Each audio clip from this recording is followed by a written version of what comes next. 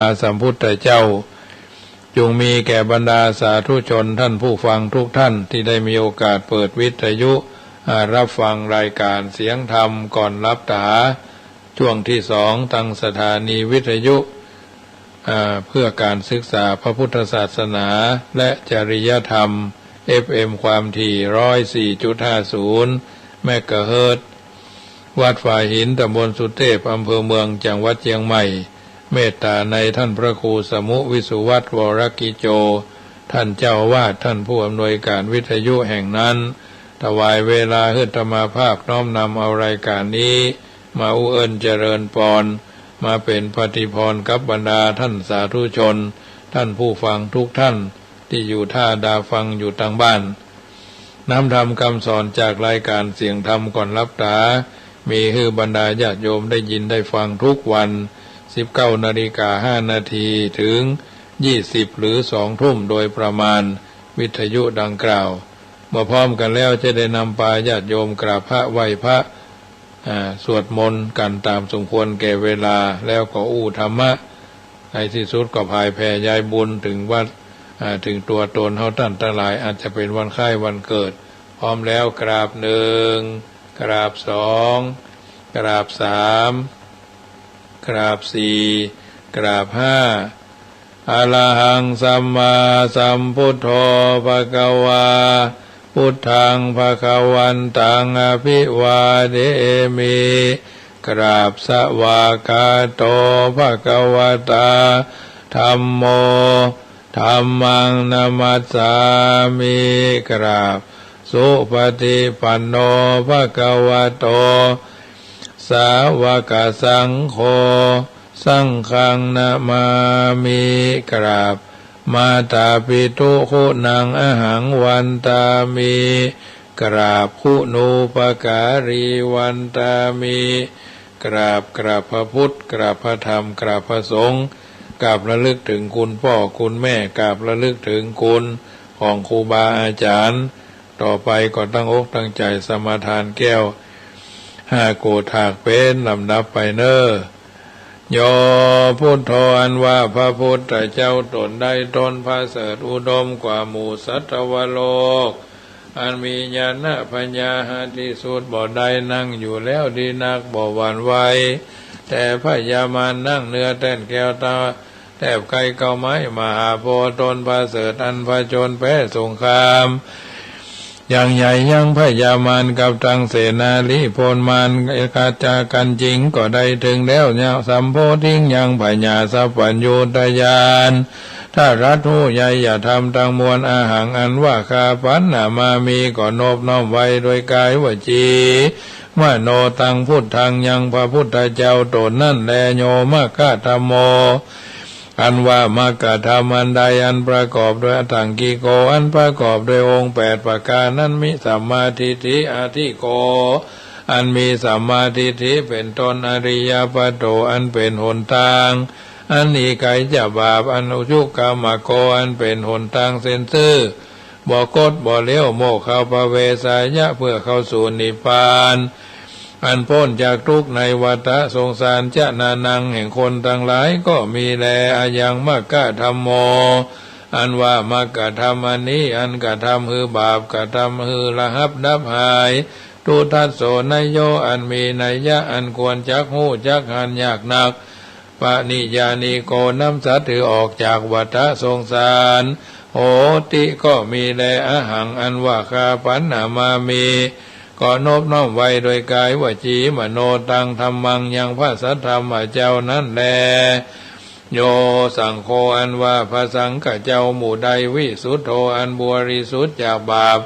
วะราตคินายโยอันควรฮับเอาตานันพระเสริฐแห่งคนและเทวดาทั้งหลายสันตินทนิโยอันมีอินทรีย์ทั้ง6ระงับดีนักสัพพะมะละปะหิโนอันมีมาละคือกิเลสละใดเสียแล้วอนาสโวอันหาอาสวะธรรมบ่ใดสมิทธิปัตโต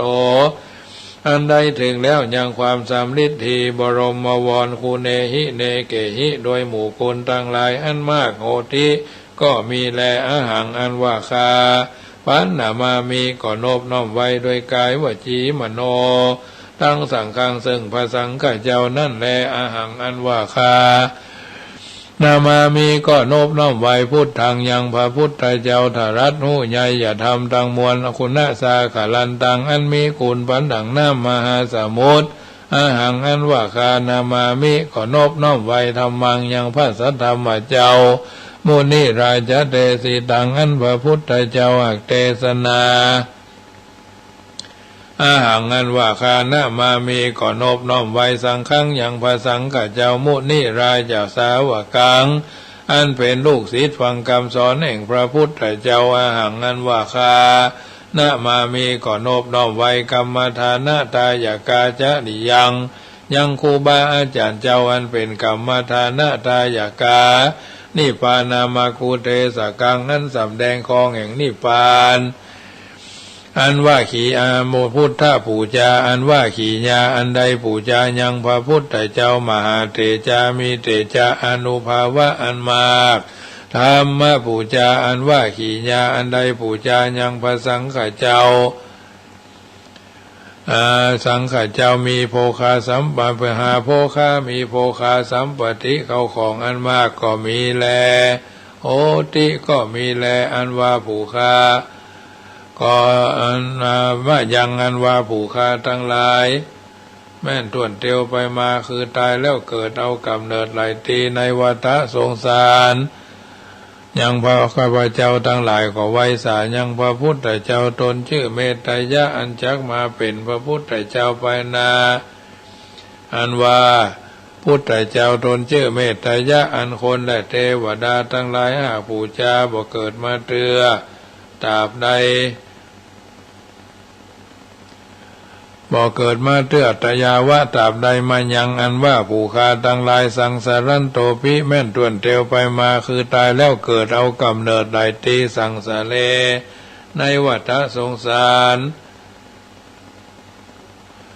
ในวัฏสงสารมหามกะมหาเสขอจงจะได้ถึงคือว่าขออย่าได้เกิดอบายเยในอบายทุกขติคือนรกเพนเปรตเพนสัตว์เดรัจฉานตราบใดโดยกรรมอันใดปูชาการวะโดยธูปโดยเทียนเขาตอกดอกไม้อันนี้เตอจงเป็นปัจจัยค้ำจูฮือใดนิพพานจงมีแก่ผู้ค้าทั้งหลายเที่ยงแท้แด่เตอนะโมตัสสะภะคะวะโตอะระหะโตสัมมาสัมพุทธัสสะนะโมตัสสะภะคะวะโตอะระหะโตสัมมาสัมพุทธัสสะนะโมตัสสะภะคะวะโตอะระหะโตสัมมาสัมพุทธัสสะพุทธังสรณังกัจฉามิธัมมังสรณัง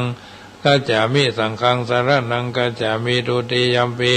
พุทธังสรณังกัจฉามิทุติยัมปิธัมมังสรณังกัจฉามิทุติยัมปิสังฆังสรณัง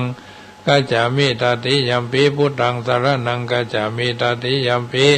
ธัมมังสรณังกัจฉามิตติยัมปิสังฆังสรณังกัจฉามิสรณกัมมนังพุทโธสัพพัญญูตญาโนธัมโมโลกุตตโรนาวาสังโฆมะคะปะระโตจาอิเจตังทรัตนัตยังเอตัสสานุภาเวนะสัพพะอันตรายโยวินาสันตุโนทิปิโสภควาลาหังสัมมาสัมพุทโธวิชาจารณะสัมปันโนสุขโตโลกวิทูอนุตตโลปุริสธรรมสารติสัตตเตวะมนุสานังพุทโธภควติสวากโตภควตาธัมโมสันทิติโกอากาลิโกเอหิปัสสิโกโอปนะยิโกปัจจตังเวทิทัพโพวินยูหิติสุปฏิปันโนภควโตสาวกสังโฆอุจุปฏิปันโนภควโตสาวกสังโฆสามีจิปฏิปันโนภควโตสาวกสังโฆยติทังจัตตาริปุริสายุคานิอัฏฐะปุริสาปุคลาเอสะภควโตสาวกสังโฆอาหุนโยปะหุนโยตักขินโยอัญชลีกะลนิโยอนุตตรังปุญญเกตังโลกัสสติ ยันตุนิมิตังอวามังกรัญจโยจามนาโปสกุณาสัสสะโตปะปะกะโหตุสุปินังอกันตังพุทธานุภาเวนะวินาสเมนตุยันตุนิมิตังอวามังกรัญจโยจามนาโปสกุณาสัสสะโตปะปะกะโหตุสุปินังอกันตังสังฆานุภาเวนะวินาสเมนตุติปิโสภควาตานะปารมีสัมปันโนตานะอุปปารมีสัมปันโนตานะปรามัทธาปารมีสัมปันโนเมตตาไมตรีกรุณามุทิตาอุเบกขาปารมีสัมปันโนอิติปิโสภควาศีลปารมีสัมปันโนศีลอุปปารมีสัมปันโนศีลปรามัทธาปารมีสัมปันโนเมตตาไมตรีกรุณามุทิตาอุเบกขาปารมีสัมปันโนอิติปิโสภควาปัญญาปารมีเนคขมะปารมีสัมปันโนเนคขมะอุปปารมี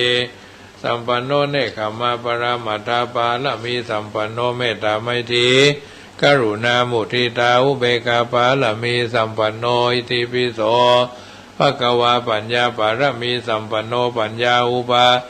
ปารมีสัมปันโนปัญญาปรามัทธาปารมีสัมปันโนเมตตาไมตรีกรุณามุทิตาอุเบกขาปารมีสัมปันโนอิติปิโสภควาวิริยะปารมีสัมปันโนวิริยะอุปปารมีสัมปันโนวิริยะปรามัทธาปารมีสัมปันโนเมตตาไมตรีกรุณามุทิตาอุเบกขาปารมีสัมปันโนติปิโสภควาขันติปารมีสัมปันโนขันติอุปปารมีสัมปันโนขันติปรามัทธาปารมีสัมปันโนเมตตาไมตรีกรุณามุทิตาอุเบกขาปารมีสัมปันโนอิติปิโสภควาสัจจะปารมีสัมปันโนสัจจะอุปปารมีสัมปันโนสัจจะปรามัทธาปารมีสัมปันโนเมตตาไมตรีกรุณามุทิตาอุเบกขาปารมีสัมปันโนอิติปิโสภควา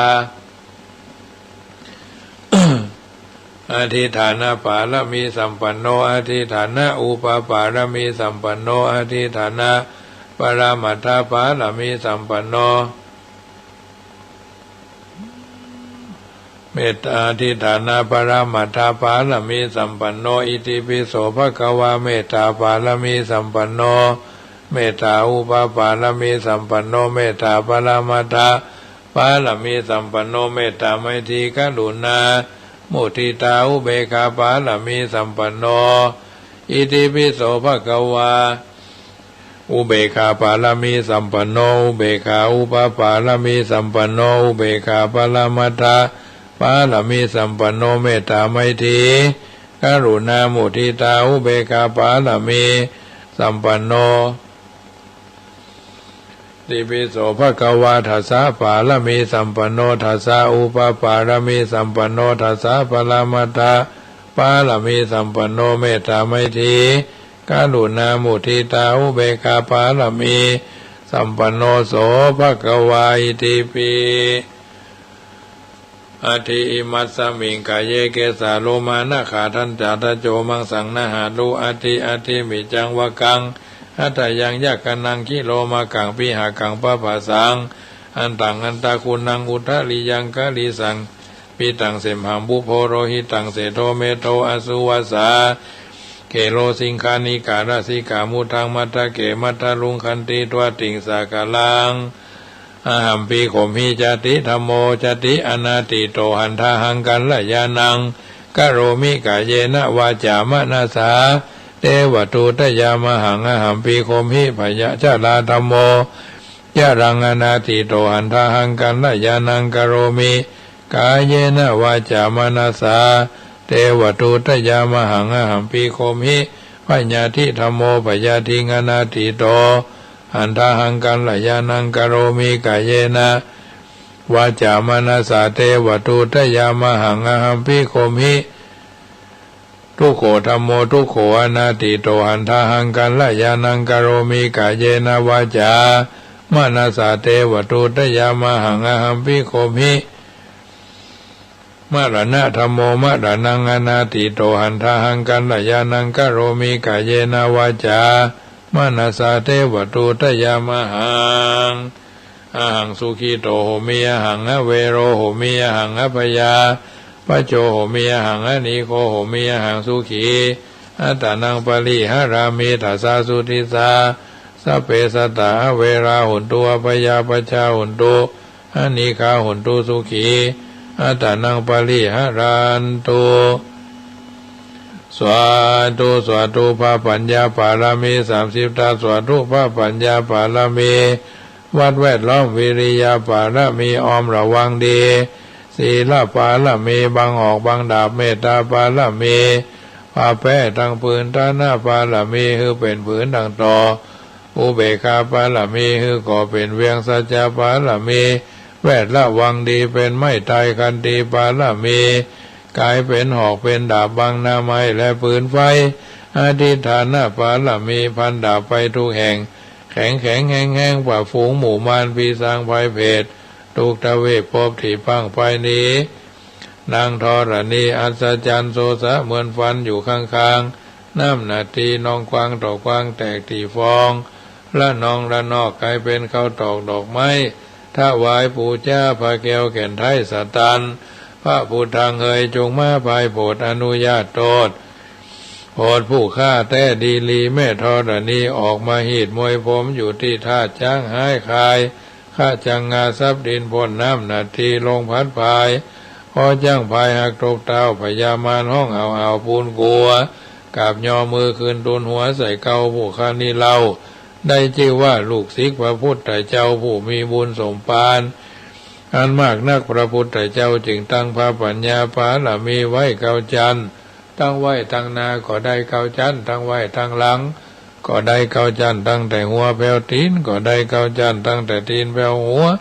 ก็ได้เกาจันแสนว่าลูกผืนจักมาเสมอเหมือนฝนแสนหาก็บ่มีมาจากไกลใดข้าพระเจ้าเลยได้ชื่อว่าพุทธกุณังธรรมกุณังสังฆกุณังพุทธอินตาธรรมอินตาสังฆอินตาอัสสหับแม่ธรณีผู้อยู่เหนือน้ำผู้อยู่ก้ำแผ่นดินกันข้าได้ระลึกเกิดถึงหาคุณพ่อคุณแม่คุณครูบาอาจารย์คุณพระแก้วเจ้าทั้ง3ประการคือคุณพระพุทธคุณพระธรรมคุณพระสงฆ์คุณแดดคุณฝนคุณน้ำคุณลมคุณไฟคุณกุศลเจ้าก็ดีคุณนางอุตราเจ้าก็ดีคุณพระปัจเจกเจ้าก็ดีคุณพระตนเมตตาภาวนาเจ้าก็ดีจงมาสัมพิทักษ์รักษาคุ้มครองตั้งกำหน้าและกำหลังยังตนตัวแห่งผู้ฆ่าตั้งแต่ทีฆากาละยามนี้วันนี้ค่ำคืนนี้และต่อไปนี้จิมแดดเตอพุทโธพุทธังรักษาธัมโมธัมมังรักษาสังโฆสังฆังรักษาพุทโธพุทธังอรหังธัมโมธัมมังอรหังสังโฆสังฆังอรหังพุทโธพุทธังกันหะธัมโมธัมมังกันหะสังโฆสังฆังกันหะอายุวันโนสุขังปะลังเอาละญาติโยมสาธุชนท่านผู้ฟังทั้งหลายได้ยินได้ฟังการสั่งวาดสวดที่ยายพุทธคุณธรรมคุณสังฆคุณเรียบร้อยก็ต่อไปก็จะอู้ธรรมะเป็นปฏิการะปฏิพรกับบรรดาท่านสาธุชนที่อยู่ท่าดาฟังอยู่ทางบ้านเป็นมังกรกับตัวกับตนคือเฮาท่านทั้งหลายได้ฮู้กฎแห่งอริยสัจสี่ไตรลักษณ์ช่วยคือเฮาพอหันโลกและชีวิตความเป็นจริงบ่หลงไหลงมงายเนาะยึดมั่นถือมั่นสิ่งที่ปรากฏภายนอกอันเป็นมายาแห่งโลกความยึดมั่นในตัวตนอย่างมืดบอดซึ่งเป็นหากเงาแห่งอกุศลนั่นจะถูกกร่อนรากด้วยขอดกิ่วไปเตื้อน้อยเมื่อมาพิจารณาไตรลักษณ์โดยปัญญาอันชอบเป็นทางลัดไปสู่ความบริสุทธิ์แห่งดวงจิตที่เคยมักหมมมาเมินปัจจิจจสมุปบาทเป็นศูนย์กลางแห่งคำสอนอันถูกต้องทั้งหลายช่วยให้เฮาพอหันโลกและชีวิตในฐานะเป็นสิ่งอาศัยกันเกิดขึ้นชั่วคราวตามเหตุปัจจัยและจะดับไปเมื่อเสี่ยงเหตุปัจจัยช่วยให้พอหันเรือนคือโครงสร้างของชีวิตทั้งหลังเพราะฉะนั้นญาติโยมท่านผู้ฟังทั้งหลายความประมาทพระพุทธเจ้าตรัสว่า เป็นมูลเหตุแห่งกุศลธรรมทั้งหลายกุศลธรรมทั้งหลายรวมลงในความบ่ประมาทมีความบ่ประมาทเป็นยอดทรงสอนให้พุทธบริษัทสร้างความบ่ประมาทคือการรักษาจิตด้วยสติเสมอเมื่อเป็นอยู่อย่างบ่ประมาทย่อมบ่หวาดหวั่นแม้ต่อความตายที่จะมาถึงทางหน้าพระพุทธโอวาท3 ข้อก็คือเว้นชั่วทำดีทำจิตใจให้บริสุทธิ์เมื่อวันมาฆะที่ผ่านมาเอาท่านทั้งหลายก็ทราบกันดีก็ได้ทำกันมาอยู่เป็นประจำฉะนั้นรายการเสียงธรรมก่อนรับตาก็เป็นส่วนหนึ่งที่นำมาอุเอิญเจริญพรกับบรรดาญาติโยมสาธุชนได้ยินได้ฟังนำไปเป็นข้อประพฤติปฏิบัติคัดตัวครับตนหู้ใจหู้ในความเป็นจริงว่าอันนี้ดีเขาก็ทำกันต่อเนื่องอันนี้บ่ดีเขาก็พยายามลดละเลิกเนาะลดละเลิกไปตามลำดับดีอย่างใดก็ตั้งใจฟังต้องใจเอามาเปรียบเทียบเปรียบเปยเนาะในการที่จะเดินทางชีวิตไตรลักษณ์นี่ก็คือรัตนตรัยไตรลักษณ์ก็คืออย่างไตรลักษณ์ก็คือลักษณะที่3ประการญาติโยมที่เขาอาจจะบ่ได้ทำความเข้าใจเนาะไตรลักษณ์เนี่ยลักษณะเนี่ยแปลว่าลักษณะ3ประการบางเทื่อก็ว่าเรียกกล่าวกันว่าสามัญลักษณะแปลว่าลักษณะสามัญหรือลักษณะทั่วไปของสิ่งทั้งหลายกล่าวคือสิ่งทั้งปวงที่เป็นสังคตธรรมสิ่งที่มีปัจจัยปรุงแต่งสิ่งที่ขึ้นอยู่กับเหตุปัจจัยย่อมตกอยู่ในภายใต้กฎหรือเงื่อนไข3ประการ1อนิจจตาความไม่เที่ยงความต้องเปลี่ยนแปลงไปตามเหตุปัจจัยทุกขตาความเป็นทุกข์ความที่สิ่งทั้งหลายถูกบีบคั้นอยู่เสมอภาวะที่บ่สมบูรณ์มีความพร่องอยู่ในตัวมีความขัดแย้งอยู่ในตัวอนัตตาความไม่มีตัวตนหรือไม่ใช่ตัวตนเนาะทั้ง3ประการเนี่ยเป็นสภาวะธรรมเป็นกรรมเป็นกฎธรรมชาติในธรรมนิยามสูตรพระพุทธเจ้าทรงแสดงอย่างตรงไปตรงมาว่ากฎธรรมชาติอันนี้เป็นธรรมธาตุคือสิ่งที่ทรงตัวอยู่โดยธรรมดาเป็นธรรมทิฏฐิคือสิ่งที่ยืนตัวแน่นอนอยู่โดยธรรมดาและธรรมนิยามก็คือกำหนดแห่งธรรมดาซึ่งเป็นเช่นนั้นว่าจะเป็นพระพุทธเจ้าจะเสด็จอุบัติขึ้นหรือบัเสด็จอุบัติขึ้นก็ตามธรรมนิยามที่กล่าวนั้นคือสังขารทั้งปวงบ่เที่ยงสังขารทั้งปวงเป็นทุกข์และธรรมทั้งปวงเป็นอนัตตาพระพุทธเจ้าเป็นเพียงผู้ตรัสรู้เมื่อทรงรู้แล้วก็ทรงบอกแสดงบัญญัติเปิดเผยจำแนกและทำได้ง่ายขึ้นเท่านั้นรวมความว่าสภาพที่สิ่งทั้งปวงบ่เที่ยงเป็นทุกข์และเป็นอนัตตานั้นเป็นสภาพธรรมดาที่ดำรงอยู่อย่างนั้นไผจะบังคับบัญชาหรือบันดาลให้เป็นอย่างอื่นก็บ่ได้ผู้มีปัญญาควรกำหนดรู้ตามความเป็นจริงเท่านั้นความบ่เที่ยงของสิ่งทั้งปวงเนี่ยปรากฏให้หันอยู่ทั่วไปทั้งร่างกายนี่เขาก็เขาก็พอ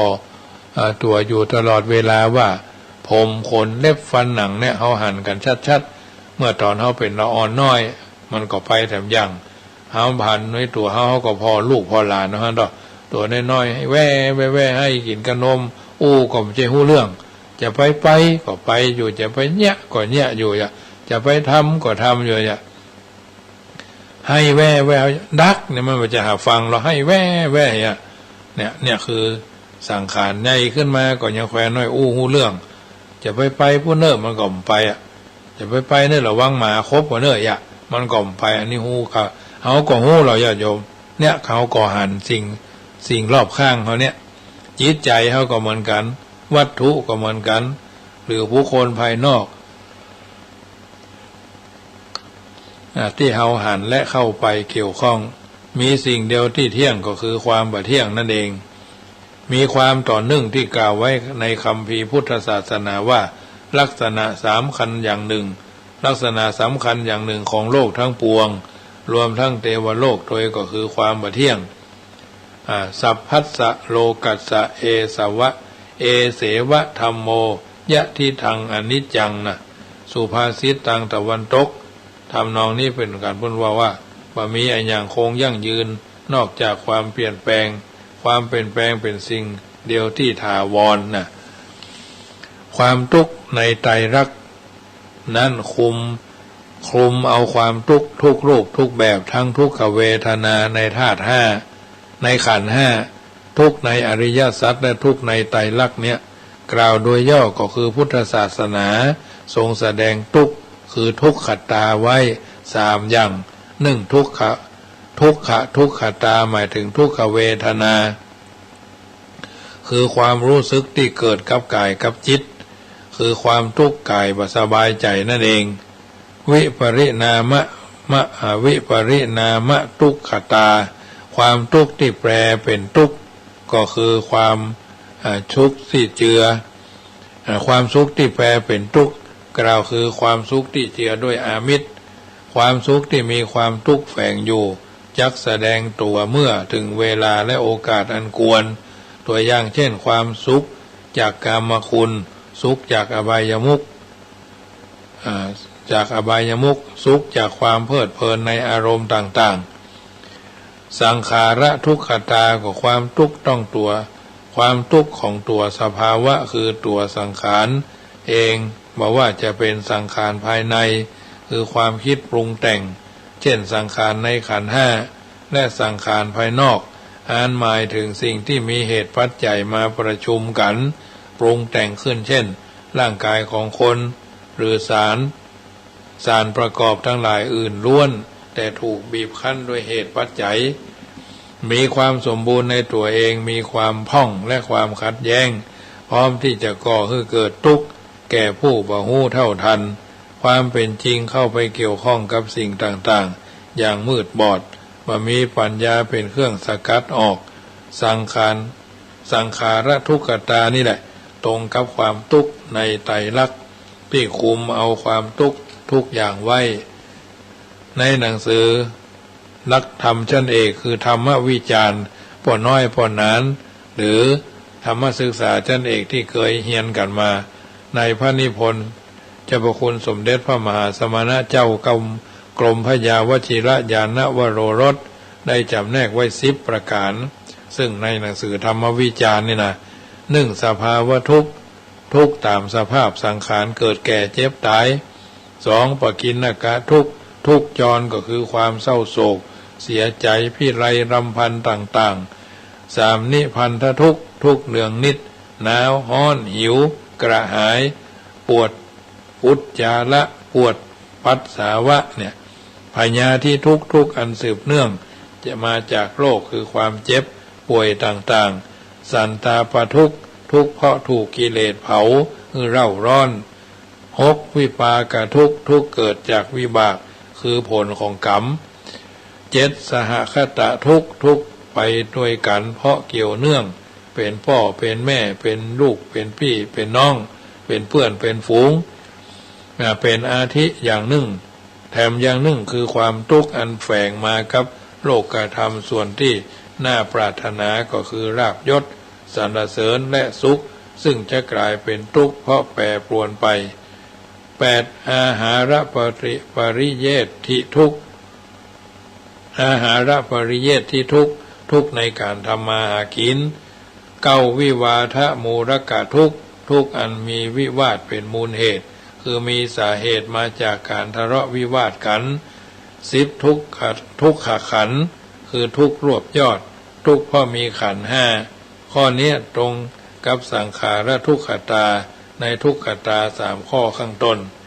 หนังสือธรรมวิจารณ์ท่านกล่าวไว้แบบนี้ความเป็นอนัตตานั้นก็หมายถึงสิ่งทั้งหลายทั้งเป็นรูปธรรมและนามธรรมทั้งสังคตธรรมและอสังคตธรรมบ่มีตัวตนที่จะยึดถือได้ว่าอันนี้เป็นของเฮาอันนั้นเป็นของเฮานั่นเป็นตัวของตัวเฮาสิ่งทั้งหลายทั้งปวงประมวลเหตุปัจจัยเกิดขึ้นเพราะมีเหตุปัจจัยและเสื่อมเสี้ยงไปสลายไปเพราะความสิ้นความเสื่อมและความสลาย แห่งเหตุปัจจัยหวังบ่ได้บังคับก็บ่ได้จงเป็นอย่างนี้เถอะอย่าเป็นอย่างนั้นเลยในหนังสือธรรมวิจารณ์แหมเช่นเดียวกันแสดงลักษณะของสภาพธรรมที่เป็นอนัตตาไว้สี่อย่างเพราะบ่อยู่ในอำนาจคือฝืนความปรารถนาหวังบ่ได้ว่าขันธ์ห้าจงเป็นอย่างนี้เถอะอย่างเป็นอย่างนั้นเถอะนี่นะเพราะแย้งต่ออัตตาคือยึดถือบ่ได้ว่าเป็นเฮาเป็นเขาเป็นเพราะสภาพหาเจ้าของบ่ได้เป็นไปตามกระบวนแห่งเหตุปัจจัยเพราะความเป็นของศูนย์คือสุญญตาถ้าความที่สิ่งทั้งหลายเป็นไปตามเหตุตามปัจจัยนี่เองเป็นประมวลแห่งคำสอนอันเป็นหลักสำคัญของพระพุทธศาสนาจนกล่าวได้ว่าคำสอนของพุทธศาสนาทั้งหมดย่อลงในประโยคเดียวก็ได้ยะถาปัจจยังปวัตตันติสิ่งทั้งหลายเป็นไปตามเหตุปัจจัยเพราะฉะนั้นจึงบ่ควรยึดมั่นถือมั่นสัพเพธัมมานารังอภินิเวสายะเป็นต้นทีนี้ไตรลักษณ์กับสัจจะสองอย่างคนที่ศึกษาธรรมะหรือควรจะทำความเข้าใจในเรื่องไตรลักษณ์โดยเฉพาะอย่างยิ่งเรื่องอนัตตานั้นถ้าขาดโยนิโสมนสิการคือความคิดเป็นความคิดอย่างมีเหตุมีผลก็อาจจะแล่นไปตกหลุมมิจฉาทิฏฐิความหันผิดเช่นนัตถิกะทิฏฐิความเห็นว่าบาปบุญบาปไม่มีพ่อแม่หรือผู้มีพระคุณไม่มีเพราะไม่มีตัวตนเป็นต้นความหันผิดอย่างนี้บ่เป็นประโยชน์ในการปฏิบัติจริยธรรมพุทธศาสนาจักแสดงไว้สองอย่างก็คือสมมุติสัจจะความจริงโดยสมมุติได้แก่ความจริงอย่างที่เจ้าโลกมองหันกันอยู่เช่นเป็นพ่อเป็นแม่เป็นพี่เป็นน้องเป็นครูบาอาจารย์อันนี้เป็นคำว่าสมมุติสัจจะเพื่อประโยชน์ทางการปฏิบัติจริยธรรมในสังคมให้ถูกต้องเป็นความจริงทั้งชั้นหยาบปรมัตถสัจจะก็ความจริงโดยปรมัตถ์คือความจริงส่วนที่ลึกลงไปเพื่อเป็นปากทางเข้าถึงโลกุตตรธรรมเพื่อความหลงไหลติดพันยึดถือสิ่งทั้งหลายอันเป็นบ่อเกิดแห่งทุกข์เฉพาะตนหรือเมื่อยึดมามากเข้าก็ทำให้ผู้ที่เอาเข้าไปยึดถือติดพันนั้นพลอยทุกข์ไปโดยหลักธรรมเรื่องอนัตตานั้นเป็นความจริงฝ่ายปรมัตถ์ตัวอย่างเช่นสิ่งที่เฮาสมมุติห้องกันว่ารถพ่องเฮือนหรือบ้านพ่องตัวของสิ่งนั้นพ่องบ่มีแต่สาระประกอบหรือส่วนประกอบต่างๆนำมาประกอบกันเข้าถูกส่วนตามสมมุติบัญญัติความเป็นรถเป็นเรือนจึงปรากฏขึ้นพอแยกส่วนประกอบเหล่านี้ออกแล้วความเป็นรถเป็นเรือนก็สูญหายไปคนเฮาก็เช่นเดียวกันประกอบด้วยธาตุสี่หรือธาตุหกขันธ์ห้าพอเสี่ยงชีวิตลงธาตุทั้งหลายก็แยกย้ายธาตุน้ำเป็นน้ำธาตุดินเป็นธาตุดินเป็นลิ้นธาตุลมเป็นลมธาตุไฟเป็นไฟเนี่ยความเข้าใจอย่างถูกต้องในปรมัตถสัจจานี้จะช่วยผ่อนคลายความทุกข์ต่างๆได้นักผ่อนคลายความยึดมั่นว่าตัวตนหรือของตนให้น้อยลงจนถึงกับหมดความยึดถือไปเลยกิเลสทั้งปวงเมื่อเสี่ยงไปแล้วบรรลุถึงความเป็นพระอริยเจ้าชั้นสูงสุดคือพระอรหันต์จุดมุ่งหมายของการทำความเข้าใจเรื่องปรมัตถสัจจะก็คือภาวะอันสูงสุดนี้ได้การพิจารณาไตรลักษณ์ในภาคปฏิบัติคือเรื่องที่จะต้องศึกษาทำความเข้าใจความบ่เที่ยงความเป็นทุกข์และบ่มีตัวเนี่ยเมื่อกล่าวโดยภาคปฏิบัติไตรลักษณ์มีเท่านั้นก็คือพิจารณาไตรลักษณ์นั้นพิจารณาอย่างเดียวก็เพียงพอพิจารณาความบ่เที่ยงหรือความเป็นทุกข์หรือความบ่มีตัวตนอย่างใดอย่างหนึ่งก็ได้บ่ต้องพิจารณาทั้งสาม บางท่านมีอุปนิสัยในทางพิจารณาทุกข์เมื่อพิจารณาแล้วจิตใจสลดหดหู่โวยแล่นขึ้นสู่วิปัสสนาโวยเนาะได้พิจารณาทุกข์เมื่อหันทุกข์ชัดเจนว่าโอ้ทุกข์เนี่ยเกิดขึ้นตั้งอยู่และดับไปจากนั้นทุกข์ว่ามีอย่างเกิดนอกจากทุกข์มีอย่างจะดับดังนี้แล้วอนิจจังก็ดีอนัตตาก็ดีความปรากฏชัดเจนขึ้นด้วยท่านผู้ที่มีอุปนิสัยทางพิจารณาอนิจจังเมื่อพิจารณาแล้วจิตสลดแล้วแล่นขึ้นสู่วิปัสสนาอันนี้ญาติโยมสาธุชนท่านผู้ฟังทั้งหลายหลักของไตรลักษณ์อนิจจังไม่เที่ยงทุกขังเป็นทุกข์อนัตตาปัจจัยตัวตนจึงนำมาเอิ้นเจริญปอนบรรดาญาติโยมสาธุชนท่านผู้ฟังทั้งหลายที่ฟังอยู่ทางบ้านเป็นอาหารใจประจำเมื่อค่ำยามคืนที่ท่านทั้งหลายได้ยินได้ฟังน้ำธรรมคำสอน 84,000 พระธรรมขันธ์ที่ธรรมภาพนำมาสาธกยกคือญาติโยมได้ฟังกันไปทุกคืนเป็นอาหารใจก่อนจะรับจะนอนก็มาทบทวนเพื่อนเฮาว่าทบทวนบทเรียนชีวิตที่เฮามีก็พยายามนำไปปรับใจเดินทางชีวิตโดยบัดลงไหลข้างไข่รัวเพื่อนเฮาว่ามัวเมาประมาทในสิ่งทั้งหลายเหล่านั้นน่ะเพราะฉะนั้นเพิ่นบอกเอาไว้เป็นข้อเตือนจิตสะกิดใจว่าคุณธรรมประจำชีวิตฝากเป็นข้อคิดสะกิดเตือนใจความสะอาดนี้แม้นมีที่ไหนความอนามัยย่อมมีที่หั่นเพิ่นว่าสะอาดร่างกายสบายแม่นมั่นจักบอกกายคันยุบยับสะอาดจิตใจไร้โรคหลงทับรับเป็นสุขได้ตึงวันนี่คือเคล็ดลับสร้างความสุขสันต์ที่แสนสำคัญสำหรับทุกผู้คนสะอาดหนอไผก็ชอบสู้บอกว่าศัตรูและมิตรสบายกับตัวและคนใกล้ชิดยามบิดบ่ายหน้ามาต่อถึงหัวจะล้านถึงเขี้ยวจะหลอหากสะอาดพอไผบอกเบือนหน้าน้ำหอมใดๆในแหล่งโลกล่าที่ซื้อหามาลูบไล้หรือว่ากินหอมของมวลดอกไม้ที่สกัดได้นำมาบางคนอาจก้านหรือแพ้เจ็บหัวมัวตาสู้กินกายาสะอาดบ่ได้กลิ่นสะอาดหนาไผมาอยู่ใกล้บ่เป็นพิษเป็นภัยผื่นจำตื่นเจ้าขึ้นมาเฮาต้องอาบน้ำชำระห้อนเขื่อไข่ฟันทุกซี่นั้นสะอาดขาวใสแปรงทุกวันไปหลังจากกินข้าวดูแลรักษาเสื้อผ้าผมเผ้าตึงหนวดและตึงหนวดและเขาอย่าละทุกส่วนร่างกายอวัยวะต้องสะอาดเกลี้ยงนวลใหญ่ที่สะอาดนั้นสร้างความมั่นใจพบปะไผ่คนใดบ่ได้หวั่นย่ามนอกจากร่างกายภายในบ้านภายในเฮือนบ้านและที่ทำงานเฮานั้นจะต้องเช็ดถูดูแลทุกยันอย่าได้ไว้หั่นลุงหลัง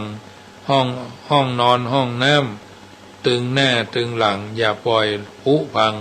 ใจยั้งบ่ได้ตามคือตามแปรดูแลชิดใกล้ปัดกวาดสายใยกำปุ้งแม้นปืนแผ่นฝาอย่าปล่อยฝุ่นฟุ้งจะเกิดเรื่องยุ่งโตยมาบ้านเฮือนหากหกพอบ่งามตาแถมมีโลกามาสู่แถมเจ้าภายในโรงเรียนก็เหมือนเฮือนเย้าของนักเรียนเฮาแน่ไซช่วยกันรักษาความสะอาดไว้อย่าปล่อยให้ได้ลุงลังประตูห้องน้ำตามฝาผนังอย่าเอาอย่างไปขีดเขียนขีดเล่นบอกว่าจะเป็นลายอาดลายเส้นหรือกำพิเลนลามกผ้าอนามัยใจแล้วห่อปกใส่ลงถังปิดให้มันดีอย่าขว้างเหี้ยเพอะหันแล้วบัดสีเฮาควรจักมีสำนึกถูกต้องช่วยกันแลดูและก็ดูแล โรงเรียนวัดบ้านอาคารบางจ้องพร่ำพร้อมช่วยกันรักษาสภาพแวดล้อมต่างชื่อต่างอ้อมฮืองามเต้าอี้ก่อนและนายเอ๋ยญาติโยมท่านสาธุชนท่านผู้ฟังทั้งหลายอันนี้เป็นวลีคำเก่าที่บัณฑิตชนคนผู้รู้เปิ่นฮือเอามาอู้เอิญเจริญพรมาเป็นปฏิพรกับบรรดาญาติโยมท่านทั้งหลายที่ฟังอยู่ทางบ้านน้ำธรรมคำสอนสิ่งละอันพันละน้อยทุกคืนเนาะเอามาอู้เอิญเจริญพรบางสิ่งบางประการเอาก็ฟังกันไปพินิจพิจารณากันไปฟังแล้วก็จะไปฮื้อมันผ่านไปบ่ได้เอามาเป็นเตือนข้อเตือนจิตสกิจใจกับตัวกับตนเท่านี้แหละเรื่องของศีลห้าเรื่องของธรรมห้าเรื่องของคนแต่ละคนกิจกรรมแต่ละใจกิจกรรมพังเพยบางสิ่งบางอย่างก็เป็นข้อที่เตือนจิตสกิจใจเราได้ละสิ่งบดีบ่งามได้ทำสิ่งที่เป็นมงคลกับตัวกับตนเราเป็นระยะเป็นลำดับลำดาน้ำธรรมคำสอนมีมากมายถ้าเราหู้จักหยิบใช้หู้จักหยิบยกเอามาปรับปรุงเปลี่ยนแปลงแก้ไขตัวตนเขาเนี่ยเขาก็จะหันหนทางที่บัณฑิตคนผู้รู้เพิ่นเดินทางมาล่วงหน้าเขาก่อนมาเป็นเวลาเมินนานเอามาถึงวันนี้เขาอยู่วันนี้ได้ก็เพราะว่าเขามีสิ่งเหล่านั้นเป็นบรรทัดฐานเป็นทางเตียวไต่ไปสู่หนทางที่เขาปรารถนาเหมือนกันหมดหนทางทุกเส้นย่อมจะมีจุดใดจุดหนึ่งที่ทำให้เราท่านทั้งหลายรู้จักใจรู้จักพิจารณารู้จักรู้เท่าเอาไว้กันรู้ทันเอาไว้แก้มีการเป็นอยู่โดยการยึดเหนี่ยวซึ่งกันและกันเข้าใจซึ่งกันและกันน้ำธรรมคำสอนของพระพุทธเจ้า 84,000 พระธรรมขันธ์เอาก็ทราบดีท่านผู้ที่เป็นผู้รู้บัณฑิตชนคนผู้ที่ผ่านประสบการณ์ทั้งหลายเหล่านั้นท่านก็เอามารังสรรค์เลือกสรรเอาอัธสาระที่เป็นประโยชน์และเอามาเอื้อนเจริญพรให้เอาท่านทั้งหลายเดินทางชีวิตแต่ละเส้นทางให้มันไปสู่จุดประสงค์ที่เพิ่นวาดเพิ่นหวังเอาไว้ให้ได้อาจจะใช้เวลาทางถนนหนทางที่ท่านใช้เวลาเราก็ต้องเดินไปให้มันถึงให้มันได้เนาะจะไปให้มันผ่านไปบ่ได้ทุกคนบ่ได้คิดเหมือนกันแต่ละคนมีต่างความคิดการสื่อหรือความสัมพันธ์บางสิ่งบางประการนี่ก็ต้องใส่ใจสนใจชีวิตเป็นของที่มันบ่แน่นอนแต่เราก็จะต้องก้าวเดินไปสู่จุดที่เราวาดเราหวังเอาไว้อย่างน้อยๆทุกคนปรารถนาความสำเร็จมีเป้าหมายเนาะมีเป้าหมายที่จะเดินทางไปเรื่อยๆบางหนทางบางเราอาจจะวิตกกังวลหมดกำลังใจน้อยใจง่ายๆก็จำเป็นจะต้องฝึกฝนกำลังใจเราชีวิตมีความสุขก็มีชีวิตมีความทุกข์ก็มีต้องมีพื้นฐานจากจิตใจที่มีพลังบัดซับซ้อนมีความเบิกบานมีเหตุมีผลสามารถปล่อยวางอย่างได้โวยใจความคิดได้อย่างมีคุณภาพซึ่งคุณลักษณะของใจนั่นก็เป็นสิ่งที่เราทุกคนฝึกได้ไม่ใช่เรื่องเสือวิสัยในทางพุทธศาสนามีกระบวนการฝึกใจหัดใจเกลาใจเนาะเปิดห้องว่าการเจริญสติสิ่งเนี้ยหากทำด้วยวิธีที่ถูกต้องและฝึกอย่างต่อเนื่องสม่ำเสมอก็เป็นเหตุให้บุคคลผู้นั้นเข้าถึงความมั่นคงของใจได้โวยได้รวดเร็วเนาะเรียกว่าทางลัดย่นระยะเวลาในการตกพลึกชีวิตไปหลายปีนี่ต้องฟันฝ่าอุปสรรคไปตามลำดับลำดาของมันสังคมเฮานี่มันมีอยู่ด้วยกันมีอยู่คนสองจำพวกอยู่ในสังคมนะถ้าเฮาอยู่ในฐานะเป็นผู้ฮื้อเฮาก็ควรบอกตัวเขาว่าฮื้อแล้วก็อย่าไปยึดว่าเฮาได้ฮื้อเขาไปละอย่าไปยึดว่าเฮาต้องทดแทนบุญคุณของเขาต้องทดแทนบุญคุณของเฮาบ่จะไปคิดอย่างนี้ถ้าเฮาคิดจะฮื้อไผแล้วนะผมว่าคนในครอบครัวนอกครอบครัวแต่ถ้าเฮาอยู่ในฐานะเป็นผู้รับเ เขาก็ควรคิดแหมแบบหนึ่งก็คือว่าไผก็ตามที่เคยฮื้อความฮักความเมตตาความปรารถนาดีช่วยเหลือเจือจุนเอื้ออาทรเฮาฮื้อเข้าฮื้อน้ำฮื้อเข้าฮื้อคำกล่าวคำสอนฮื้อวัสดุอุปกรณ์เครื่องใจเนี่ยคนคนนั้นมีพระคุณกับเฮานักเฮาควรจะซับไว้ในสมองเฮาเนี่ยฮื้อแน่นฮื้อมั่นคงนะฮื้อแน่นฮื้อมั่นคงคนใดฮื้ออย่างฮื้อเฮาคนใดเฮาเคยฮื้ออย่างฮื้อเขาเฮาจะไปคิดแต่คนใดที่เคยฮื้ออย่างเฮาคิดนักคิดมากเอาไว้ในบนสมองเฮาเนี่ยเอาควรจะทดแทนบุญคุณเปิ้นหากทุกคนคิดเช่นนี้ก็จะดีกับตัวเก่าและดีกับสังคมส่วนรวมแต่ในทางกลับกันญาติโยมทั้งหลายถ้าสังคมเกิดความคิดกลับด้านคิดแบบกลับหัวกลับหางคือคนที่เคยเป็นผู้ฮื้อไปทวงบุญคุณผลทับอย่าไปคิดว่าฉันเคยช่วยเธอข้าเคยช่วยสูอย่าคราวนี้เธอก็ต้องช่วยเหลือตัวเองพ่องส่วนคนที่เป็นผู้ฮับกับบาหารน้ำใจของผู้ที่เคยช่วยเหลือว่าช่วยเหลือเข้าปลาอาหารเสื้อผ้าอาภรณ์กำบอกกำกล่าวกำแนะกำนำอย่างพ่อแม่ก็ดีครูบาอาจารย์ก็ดีเจ้านายก็ดีเพื่อนเดียวเซลฮักกันก็ดีอ้างว่าช่วยแล้วก็สมควรจะบ่สมควรจะไปทวงบุญคุณเพิ่น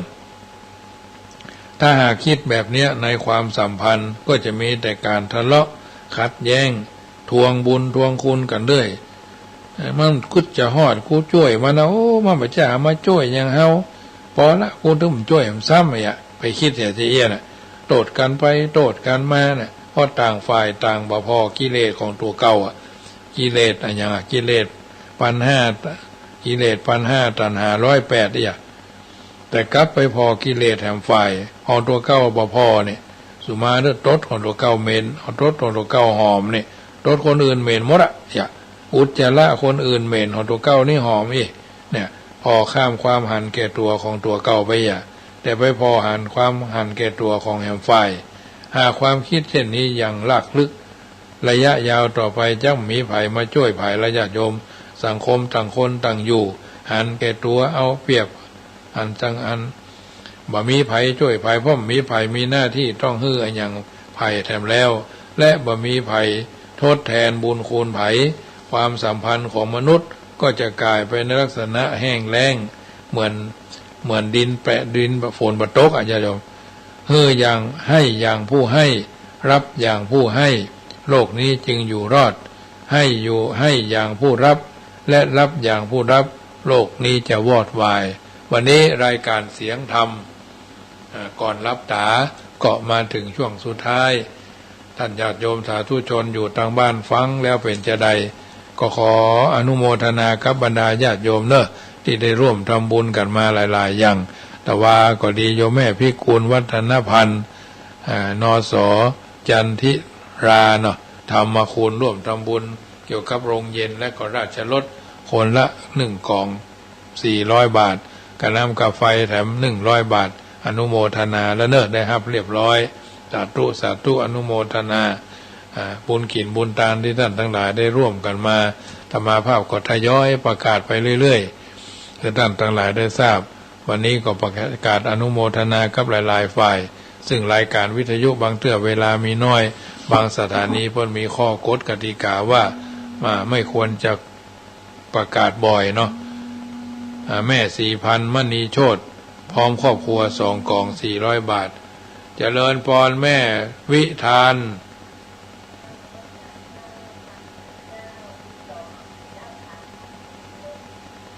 เข้าใจดีตะคืนถึงฝนถึงลมแม่วันนี้เย็นวันค่ำเดี๋ยวกำลังใจเจริญพรแม่วิทันสายที่0615476539อยู่จุดไหนมงใดโทรกันเข้ามา1 เสียง1 สาย1 กำลังใจไม่ได้โทรก็ไม่เป็นไรเวลาและวารีไม่เคยจะคอยใครไปหน้าเรื่อยๆญาติโยม ก็เดี๋ยวก็แจ้งก็เดี๋ยวก็ค่ำก็เดี๋ยวก็มืดก็เดี๋ยวก็แจ้งอย่างนี้นะแต่ละวันเราก็ถือว่าเดินทางชีวิตมาถึงวันนี้ได้ก็เป็นเจริญพรแม่นิดสันทราย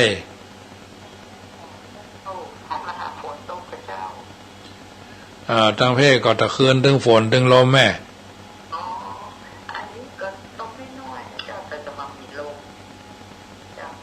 วะอ๋อโรงเย็นครับราชรถจ้ะอ๋อเดียวแม่เดียวต้องสั่งเนาะประเดี๋ยวแม่จะวันพุธถ้าถึงใดเดี๋ยวแม่จะโทรใหม่แม่จะไปถามยังแก้วโดยต้องสั่งแม่ไว้ว่าถ้าท่านมาหาเพื่อนอันมันจะมีบูมในหนังบอกแม่เดียวเป็นเนอร์ของบุญละ200 บาทลด100อันโรงเย็น100เองอะเจ้าวันพุธถ้าถึงใดแม่ไปถามแม่เดียวแล้วแม่จะโทรไปถามไปหาท่านหาแล้วกล่าวว่าก็จะมองถึงอะไรเนาะเจ้าเจ้าสาธุเจ้าเจ้าสาธุโมทนาแม่นิดสันทรายเชียงใหม่กองบุญจัดซื้อโรงเย็นและก็ราชรถสำหรับบรรจุโรงเย็นไว้ใส่ศพไปเลยไปสู่ปัจจายายพรร้องวัวแดงเบาวิทยุด้วยถึงฝนถึงลมตะคืนเนี่ย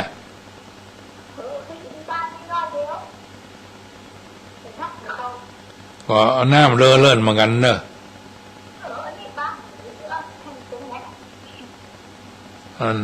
วันนี้ก็เย็นวันค่ำนี่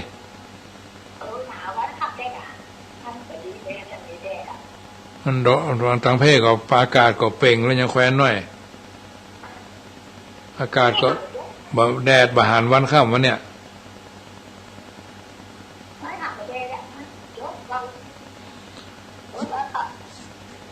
เขาได้สัก3 วัน 7 วันมั้งเนาะ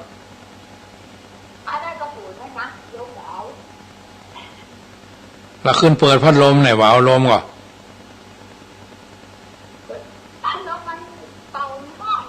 ก็น่าก็ลมแล้วน่ะ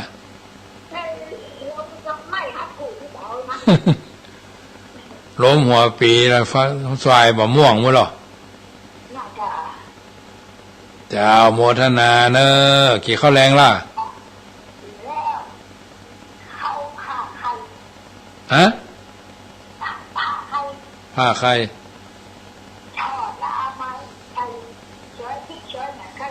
อ๋อยำไข่ทอดก็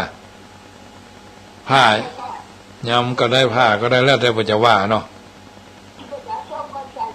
เจ้า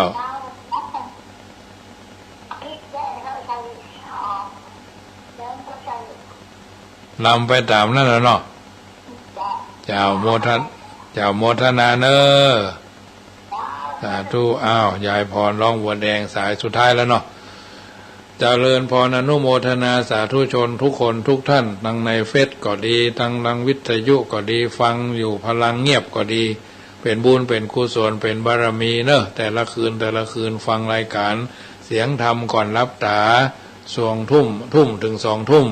เสียงธรรมนำสุข6 โมงถึงทุ่มเนาะรายการวัดเขา16ก็เสียงธรรมะในชีวิตประจำวันภาคเจ้าก็ตี5 โมงครึ่งถึง6 โมงครึ่งถึง7 โมงก็แล้วแต่อันนั้นเป็นเสียงธรรมรับอรุณเนาะวันพุธวันศีลวันพระจะไปลืมวัดบุญวาเนอะมาได้ลืมมาได้ไปวัดก็ใส่บาตรขอให้ทำทุกวันเหมือนเฮากินข้าวไม่ใช่ว่าเมินไหนทำมันก็บ่ค่อยจะดีเท่าใดนักเว้นไว้แต่เฮาไปไหนบ่สะดวกสบายเอาอยู่สบายบางคนเกษียณมาแล้วสวดมนต์ก็เป็นบุญอาทิตย์นั่งสมาธิก็เป็นบุญเนาะพยายามเขียนโดยซ้ำดีท่องโดยซ้ำดีจะบ่ได้เป็นอัลไซเมอร์ญาติโยมทั้งหลายนะเพราะฉะนั้นเข้าสู่นิทากันโดยไหว้พระสวดมนต์ทุกคนทุกท่านรัตนัตตยานุภาเวนะรัตนัตตยเตจสาพุทโธบังซ้ายธัมโมบังขวาสังโฆบังกายา อะระหังบังเกสาอะระหังพุทโธนะโมพุทธายะอายุวันโนสุขังพระลังขอเจริญพรความสัตย์นี้งดงามหนักหนาพระท่านบอกว่าก็คือทิฏฐิธรรมังธรรมเดิมที่แท้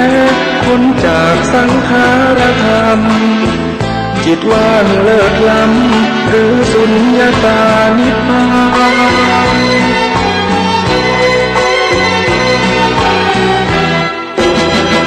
ทิฏฐิญาณังทิฏฐิภูตังทิฏฐิธรรมังพระธรรมปลูกฝัง